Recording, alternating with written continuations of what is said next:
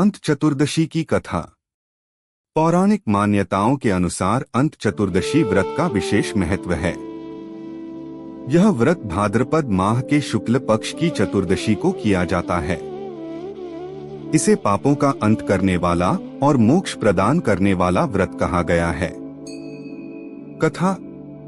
एक समय की बात है, एक नगर में सुधनवा नाम का राजा राज्य करता था। वह पराक्रमी होने के साथ साथ बड़ा दानी और धर्मात्मा था। उसके राज्य में सभी प्रजा सुखपूर्वक जीवन व्यतीत करती थी।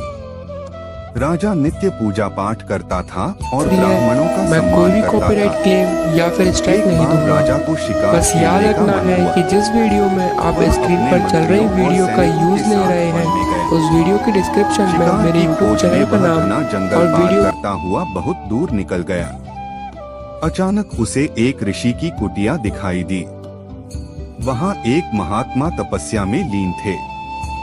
राजा ने ऋषि को प्रणाम किया और उनसे पूछा, हे मुनिवर, ऐसा कौन सा व्रत और पूजा है जिससे मनुष्य अपने जीवन के समस्त पापों से मुक्त होकर मोक्ष को प्राप्त कर ले? तब ऋषि ने कहा, हे राजन, भाद्रपद शुक्ल चतुर्दशी को जो मनुष्य अंत चतुर्दशी व्रत का पालन करता है, वह सभी पापों से मुक्त होकर परमधाम को प्राप्त करता है। इस दिन उपवास रखकर भगवान विष्णु की पूजा करनी चाहिए। ब्राह्मणों को दान देने से पुण्य की वृद्धि होती है। इस व्रत से व्यक्ति के पापों का अंत हो जाता है। इसी कारण इसे अंत चतुर्दशी कहते हैं। राजा सुधनवा ने विधिपूर्वक इस व्रत का पालन किया और अपने जीवन के अंत में भगवान विष्णु के धाम को प्राप्त हुआ। व्रत विधि। इस दिन प्रातः स्नान कर संकल्प लें। पूरे दिन उपवास रखें। भगवान विष्णु और भगवान शिव की पूजा करें। गंध, अक्षत, पुष्प, धूप, दीप, नैवेद्य से पूजा करें।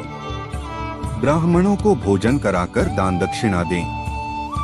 संध्या समय व्रत कथा सुने और आरती करें।